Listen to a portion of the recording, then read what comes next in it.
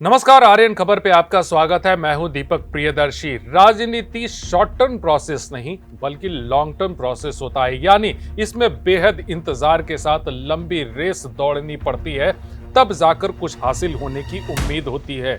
अगर कोई राज्य की राजनीति शुरू करता है तो उसका सपना होता है कि वो विधायक बने, मंत्री बने और फिर मुख्यमंत्री भी बने।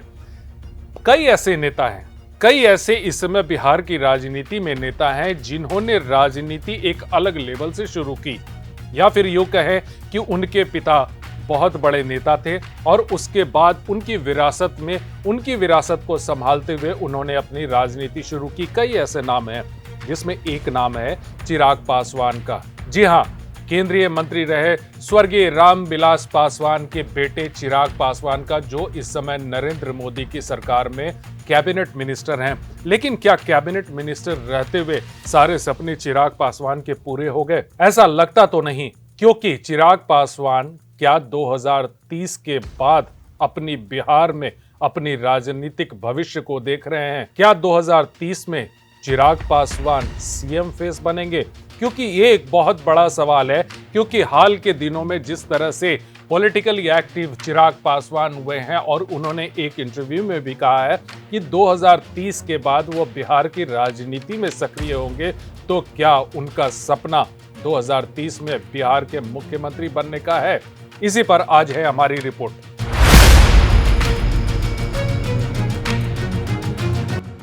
अभी तक चिराग पासवान केंद्रीय मंत्री हैं और लोक जनशक्ति पार्टी रामविलास के नेता के तौर पर बिहार में अपनी पकड़ मजबूत कर रहे हैं।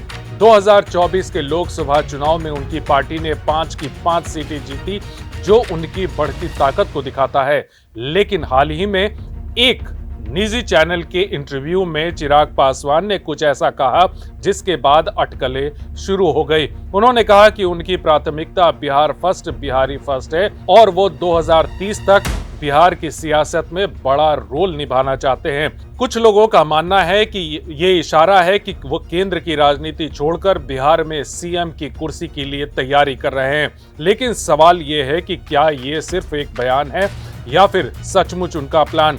वैसे भी चिराग पासवान की नजर हमेशा से बिहार पर रही है। वे अपने पिता रामविलास पासवान की सियासी विरासत को आगे बढ़ाने के लिए दलित वोट बैंक को मजबूत कर रहे हैं, जो बिहार में करीब 16% है। साथ ही उनकी नई जनरेशन की अपील युवाओं को आकर्षित कर रही है। तो क्या वो 2030 तक नीतीश कुमार की जगह लेने का सपना देख रहे हैं? आइए इसे और गहराई से समझने की कोशिश करते हैं।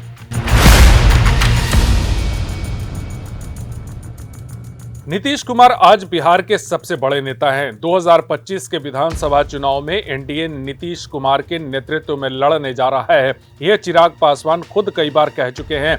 लेकिन नीतीश की उम्र को देखते हुए ये एक सवाल उठता है कि क्या 2030 तक वो राजनीति में सक्रिय रहेंगे?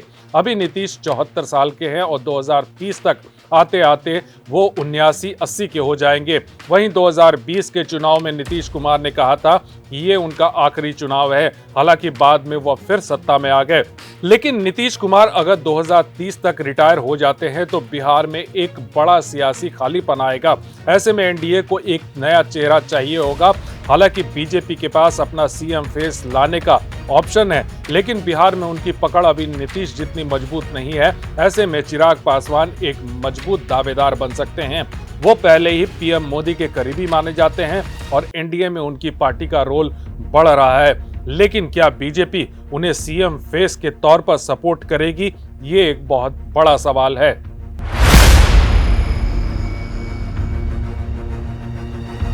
अब सवाल यह है कि 2030 में चिराग पासवान एनडीए के सीएम फेस बनेंगे या फिर कोई नया रास्ता चुनेंगे। अगर नीतीश कुमार रिटायर होते हैं तो एनडीए में चिराग को सीएम फेस बनाया जा सकता है, तो उनके लिए एक बड़ी जीत होगी। चिराग का पासवान समाज में अच्छा वोट बैंक है और बीजेपी के साथ उनकी दोस्ती उनकी ताकत को और बढ़ाती है। 2025 में अगर एनडीए जीतता है तो चिराग का रोल बढ़ता है, तो 2030 में वो स्वाभाविक तौर पे दावेदार हो सकते हैं। लेकिन अगर बीजेपी से बात नहीं बन पाती है तो मामला बेहद दिलचस्प हो जाएगा। ऐसे में मुद्दा यह है कि क्या चिराग पासवान तीसरा मोर्चा बनाएंगे। वैसे भी 2020 में चिराग ने नीतीश के खिलाफ बगावत की थी और अकेले चुनाव लड़ा था। उस वक्त उनकी पार्टी ने जेडीयू को नुकसान पहुंचाया था, हालांकि खुद सीटें नहीं जीत पाए। हालांकि ये इतना बताने के लिए काफी है कि अगर 2030 में एनडीए उन्हें सीएम फेस नहीं बनाती है तो क्या चिराग अपनी शर्तों पर तीसरा मोर्चा बना सकते हैं।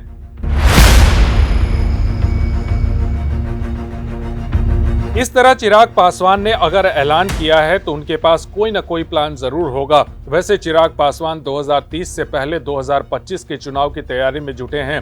वे नीतीश के साथ मजबूती से खड़े हैं। उनकी पार्टी सभी 243 सीटों पर तैयारी कर रही है। उन्होंने साफ कर दिया है कि हर सीट पर वे अपने सहयोगी दलों को जिताने की पूरी कोशिश करेंगे। सीट बंटवारा होते ही चिराग जोर शोर से चुनाव की तैयारी में जुट जाएंगे। उनका फोकस दलित और युवा वोटरों पर है। वो बिहार के कृषि उत्पादों को ग्लोबल लेवल पर ले जाने की बात करते हैं, जो उनके विजन को दिखाता है। अगर 2025 में वो अच्छा प्रदर्शन करते हैं तो 2030 में उनकी राह आसान हो सकती है। लेकिन उनके लिए चुनौतियां भी कम नहीं है। बीजेपी और जेडीयू के बीच बैलेंस, नीतीश का रिटायरमेंट प्लान और विपक्ष की रणनीति, ये सब चिराग के लिए टेस्ट होंगे। फिर भी उनकी उम्र, एनर्जी और सियासी समझ उन्हें बिहार में एक बड़ा चेहरा बना सकती है। मौजूदा हालात में अभी चिराग पासवान की जो पार्टी है उन्हें अपनी ताकत को और बढ़ाना पड़ेगा। अगर उन्हें एनडीए में फेस बनना है तो उस लेवल पर अपने आप को ले जाना होगा, क्योंकि बीजेपी के पास खुद ही इतने चेहरे होंगे जो सीएम पद के दावेदार हैं। हालांकि उन दावेदारों में किसकी दावेदारी कितनी मजबूत होगी यह आने वाला समय बताएगा। लेकिन अगर चिराग पासवान को आने वाले दिनों में बिहार में सक्रिय राजनीति में उतरना है तो उन्हें सक्रियता पूरे तौर पर बिहार में दिखानी होगी। फिलहाल इस वीडियो को देखने के लिए बहुत बहुत धन्यवाद।